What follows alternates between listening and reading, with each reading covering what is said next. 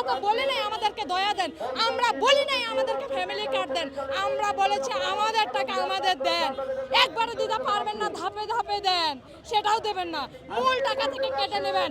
আমার টাকা কারো অধিকার নেই, আমার টাকা আমাদের টাকা আমাদের অধিকার, আমার প্রবাসী ভাইদের টাকা প্রবাসী ভাইদের অধিকার, আমার বিধবা বোনদের টাকা বিধবা বোনদের অধিকার।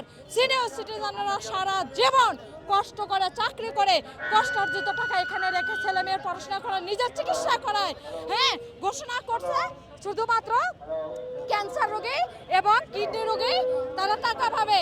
তাহলে বাংলাদেশে কি অন্যান্য রোগের ক্ষেত্রে চিকিৎসার প্রয়োজন হয় না? অন্যান্য রোগের ক্ষেত্রে টাকার প্রয়োজন হয় না? অন্যান্য রোগের ক্ষেত্রে মেডিসিনের প্রয়োজন হয় না? আমরা যখন ব্যাংকে টাকা রেখেছি আমাদেরকে শর্ত দিয়ে তো রাখতে হয় নাই। তাহলে আজকে যখন 5,000 টাকার জন্য আমরা যাই, আজকে যখন আমার মায়ের চিকিৎসার টাকার জন্য আমি যাই, তাহলে আমাকে কেন বলা হয় বাংলাদেশ ব্যাংকে ম্যাডাম অ্যাপ্লিকেশন করেছি, দেখা যাক কি ফিডব্যাক আসে।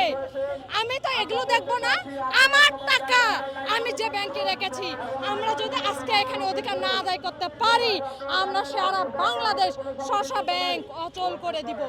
সরকার পতন হয়েছে 5ই আগস্ট, সরকার পতনের আগ পর্যন্ত ব্যাংক লেনদেন করছে স্বাভাবিকভাবে, কিন্তু সরকার পতনের পরেই বলে এই ব্যাংকে টাকা নেই। আরে বা, রাতের মধ্যে টাকা গেল কই? আমরা জানতে চাই রাতারাতি টাকাগুলো গেল কই? এই টাকাগুলো পাচার করলো কে? আর যারা পাচার করলো তাদের বিরুদ্ধে এখনো কেন দৃশ্যমান পদক্ষেপ নেয় না সরকার?